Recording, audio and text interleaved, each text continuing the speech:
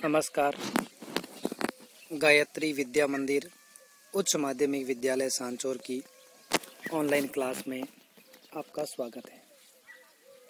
प्रिय विद्यार्थियों, आज हम कक्षा 12 विषय इतिहास में जो 1857 की क्रांति के बारे में पढ़ रहे थे और हमने पढ़ा था कि उत्तर भारत में 1857 की क्रांति में झांसी,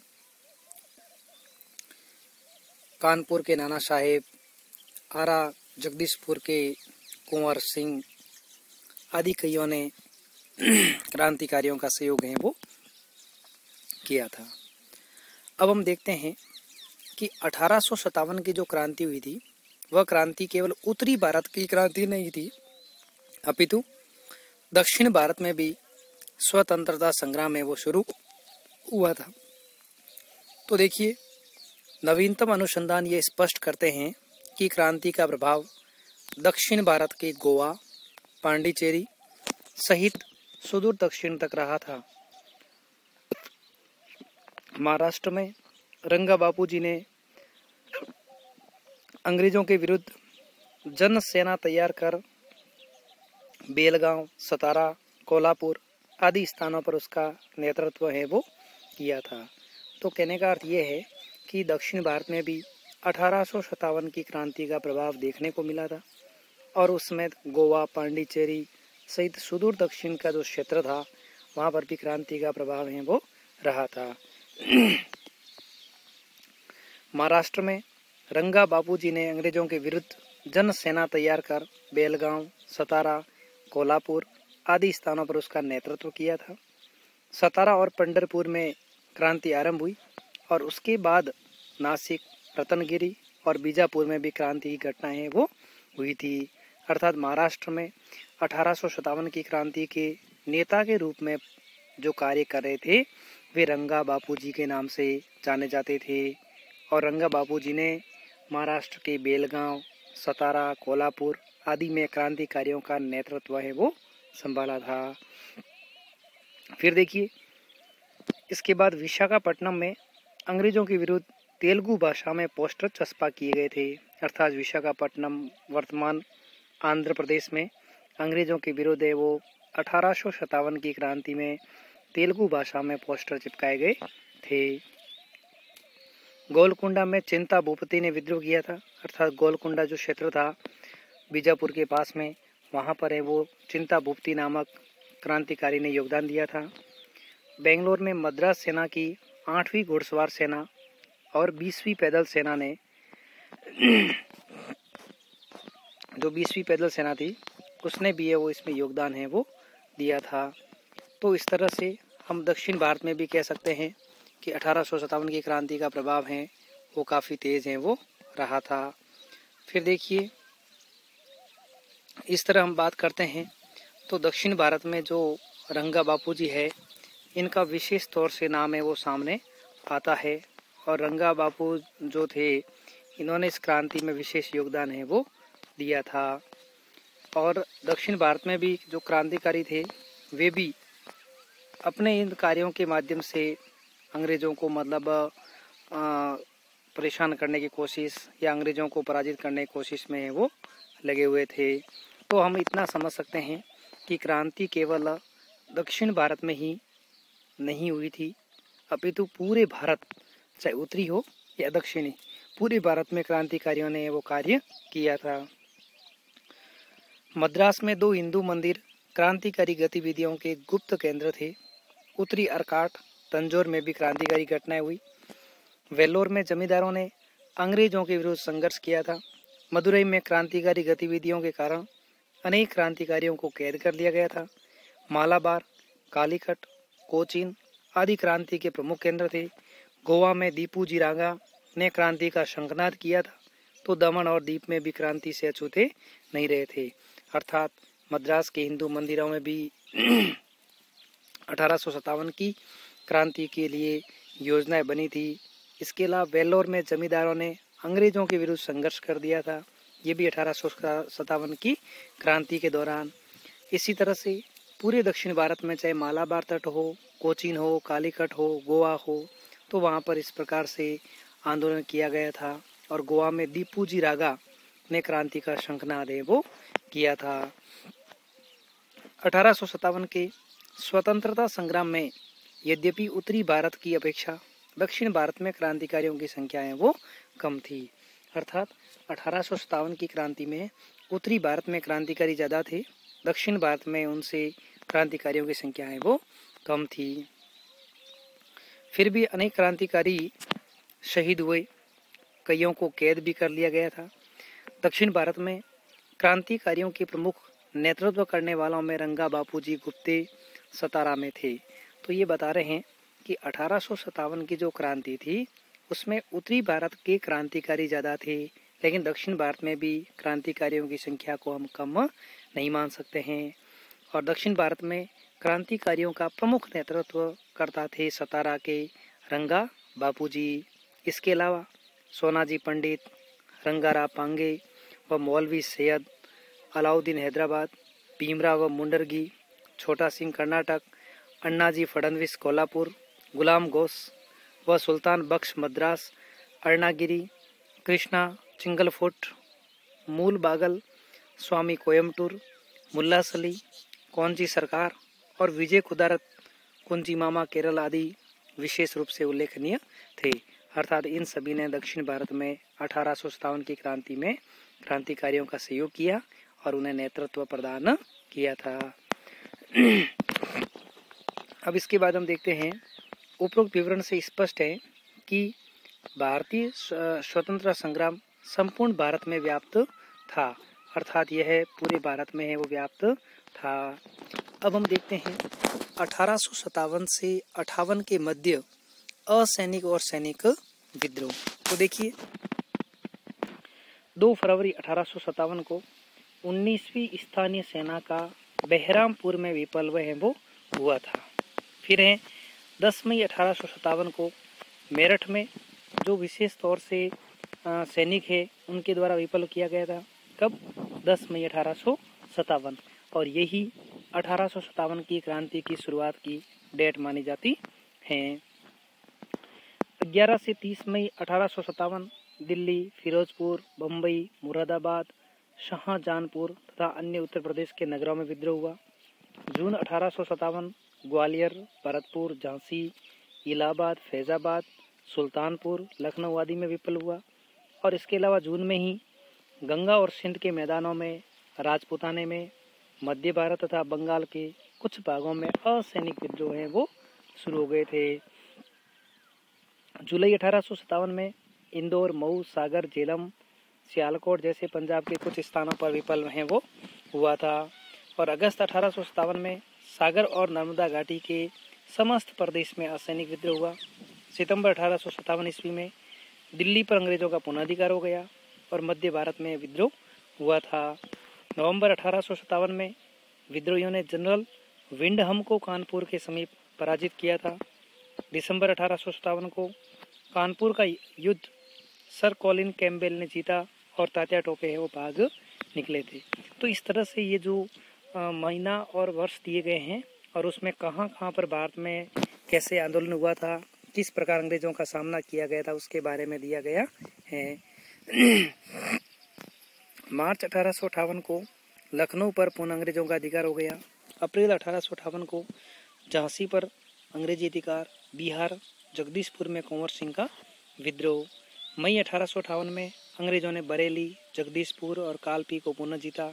रुहेलखंड में विद्रोहियों द्वारा छापामार आक्रमण है वो आरंभ किए गए थे।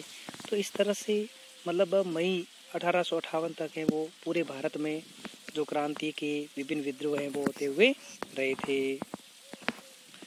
अब हम पढ़ते हैं कि 1857 की क्रांति है, इसकी असफलता के क्या कारण हैं। तो देखिए 1857 की क्रांति अंग्रेजों को भारत से बाहर निकालने का सशस्त्र प्रयास था। अर्थात 1857 की क्रांति है यह भारत के तमाम जनमानस व सैनिकों के द्वारा की गई थी क्रांति थी, जिसमें भारत से अंग्रेजों को बाहर निकालने की कार्रवाई की गई थी। भारतीय सेना संख्या में अंग्रेजों से 7 गुना अधिक थी और जनता का सहयोग भी प्राप्त था। इतने पर भी अंग्रेज विद्रोह का दमन करने में सफल नहीं रहे और भारतीयों को हार का सामना करना पड़ा था।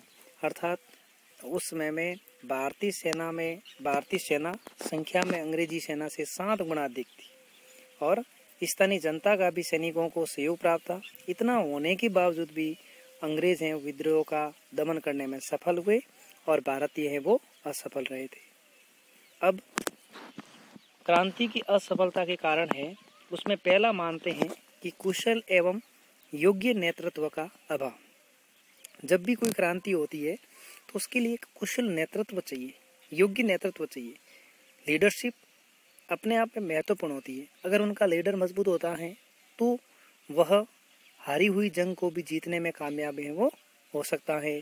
तो 1857 की जो क्रांति हुई थी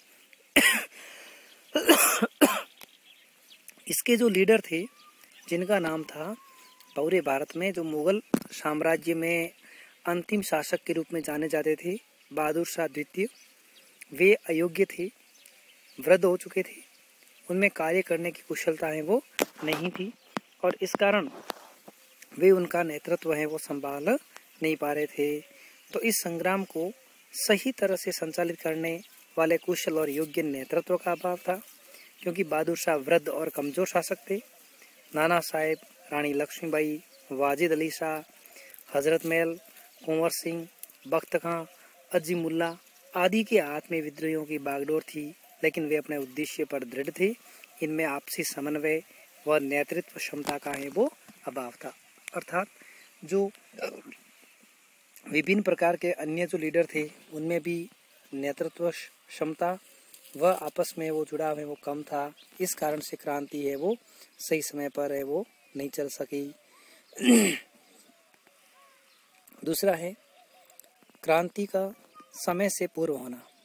अर्थात क्रांति की पूर्व योजना अनुसार 31 मई 1857 का दिन एक साथ विद्रोह करने हेतु तय किया गया था, लेकिन मेरठ में 10 मई 1857 को तय समय से पूर्व आरंभ हो गया और ऐसे में अलग अलग समय और स्थानों पर हुई क्रांति का दमन करने में अंग्रेज हैं वो सफल हो गए। और मेलिसन ने लिखा है कि यदि पूर्व योजना के अनुसार 31 मई 1857 को एक साथ सभी स्थानों पर स्वाधीनता का संग्राम आरंभ होता तो अंग्रेजों के लिए भारत को पुनः विजय करना किसी प्रकार संभव नहीं था। अर्थात जो क्रांति की तारीख तय की गई थी 31 मई, अगर उस 31 मई को पूरे देश में एक साथ क्रांति शुरू होती तो शायद अंग्रेज जीत नहीं सकते थे। हमारे देश में जो क्रांति हुई थी 1857 की, वह अलग अलग क्षेत्र में अलग अलग समय हुई थी और इस कारण से उनको जीतना उनके लिए मुश्किल था। जीतना आसान था और भारतीयों को जीतना है वो मुश्किल था। अगला है भारतीय नरेशों का असहयोग। अब 1857 की क्रांति है, इसमें अधिकांश रियासतों के राजाओं ने अपने स्वार्थवश इस विद्रोह का दमन करने में अंग्रेजों का साथ दिया। लॉर्ड कैनिंग ने इन राजाओं को तूफान को रोकने में बाघ की तरह वो बताया था। अपनी वीरता के लिए प्रसिद्ध राजपूताने, मराठे, मैसूर, पंजाब, पूर्वी बंगाल आदि के शासक हैं वो शांत रहे। W.H. रसेल ने लिखा था कि यदि भारतीय उत्साह और साहस के साथ अंग्रेजों का विरोध करते तो वे शीघ्र ही समाप्त हो जाते। यदि पटियाला या जिंद के राजा हमारे मित्र न होते, यदि पंजाब में शांति न बनी रहती तो दिल्ली पर हमारा अधिकार करना संभव न होता। अर्थात भारत के कुछ ऐसे राजा थे जो अंग्रेजों से मिले हुए थे और उन्होंने भारतीय क्रांतिकारियों का सहयोग करने की बजाय उन्होंने अंग्रेजों का सहयोग किया। और इसके बारे में स्वयं उस समय में भारत के वायसराय लॉर्ड कैनिंग ने कहा था कि भारतीय राजाओं ने को तूफान को रोकने में बाघ की तरह बताया था। अर्थात उनको बहुत बड़ा सहयोग मिला था। जिस प्रकार बाघ से तूफान रोका जाता है तो इसी प्रकार से है भारतीय राजाओं ने भी इस क्रांति को रोका था। तो ऐसे बहुत से घराने थे हमारे देश के जो अंग्रेजों के साथ है वो मिले हुए थे, इस कारण क्रांति असफल हुई थी। इसके अलावा जमींदारों, व्यापारियों व शिक्षित वर्ग की तटस्थता। अर्थात हमारे यहाँ पर बड़े बड़े जमींदार, साहूकार और व्यापारियों ने अंग्रेजों को सहयोग किया, शिक्षित वर्ग का समर्थन भी क्रांतिकारियों को न मिल सका था। अर्थात जमींदार है, व्यापारी है और शिक्षित जो वर्ग था, इसने भी अंग्रेजों का ही सहयोग किया। क्रांतिकारियों का सहयोग है वो नहीं किया था। वे भी अंग्रेज भक्त बन करके हैं वो उपस्थित हुए थे। तो इस तरह से जमींदारों, व्यापारियों व शिक्षित वर्ग की तटस्थता के कारण भी ये क्रांति है वो असफल हुई थी। फिर है भाई सीमित साधन। तो अंग्रेजों के पास यूरोपीय देश के प्रशिक्षित और आधुनिक हथियारों से सुसज्जित अनुशासित सेना थी और समुद्र पर अपने नियंत्रण का लाभ भी उन्हें मिला था। और भारतीय सैनिकों में अनुशासन, सैनिक संगठन और योग्य नेतृत्व का अभाव था। साथ ही इन्हें धन, रसद और हथियारों की कमी का भी सामना करना पड़ा था। तो एक तरफ तो अंग्रेजों के पास योग्य, कुशल और पूर्ण अनुशासित सेना थी जिनके पास पूर्ण रूप से हथियार थे। वहीं दूसरी ओर हमारी जो सेना थी उसके पास पूर्ण रूप से हथियार भी नहीं थे, उनमें अनुशासन भी नहीं था, योग्य नेतृत्व भी नहीं था। तो इस कारण से वे अपने मकसद में सफल नहीं हो सके। इसके अलावा 1857 की क्रांति की असफलता में एक और कारण ये भी मान सकते हैं कि निश्चित लक्ष्य एवं आदर्श का अभाव था।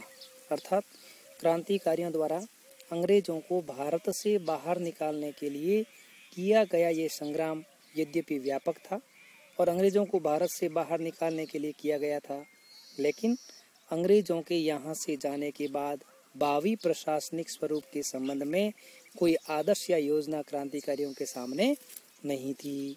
वीडी सावरकर ने लिखा था कि लोगों के सामने यदि कोई स्पष्ट आदर्श रखा होता जो उनको हृदय से आकृष्ट कर सकता तो क्रांति का अंत भी इतना अच्छा होता जितना कि प्रारंभ।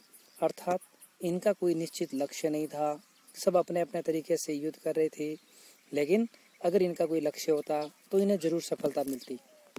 इस बारे में प्रसिद्ध विद्वान वीडी सावरकर ने लिखा था कि लोगों के सामने यदि कोई स्पष्ट आदर्श रखा होता जो उनके हृदय को आकृष्ट करता तो क्रांति का अंत भी अच्छा होता और जितना कि है वो अच्छा प्रारंभ हुआ था। अगला कारण था अंग्रेजों की अनुकूल परिस्थितियां। अर्थात 1857 का वर्ष अंग्रेजों के लिए हितकारी था। क्रीमिया व चीन से युद्ध में विजय के पश्चात अंग्रेज सैनिक भारत पहुंच गए और अंग्रेजों ने 3,10,000 की एक अतिरिक्त सेना का गठन भी कर लिया था। यातायात संचार में डलहौजी द्वारा रेल, डाक तार की व्यवस्था भी इनके लिए अनुकूल रही थी। तो अर्थात उस समय में जो अंग्रेजों ने काफ़ी मजबूती से पैर फैला दिए थे और संचार के साधनों का विकास कर लिया था, तो अंग्रेज कैसी भी परिस्थिति को निपटने में तैयार थे।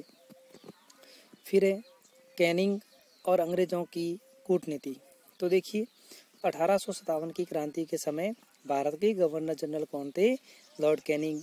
और अंग्रेजों की जो कूटनीति है उसमें अंग्रेज अपनी कूटनीति से पंजाब, पश्चिमोत्तर सीमा प्रांत के पठानों, अफगानों, सिंधिया और निजाम का सहयोग प्राप्त करने में सफल रहे और क्रांतिकारियों को शांत करने में लॉर्ड कैनिंग की उदार नीति का भी प्रभाव है वो पड़ा था।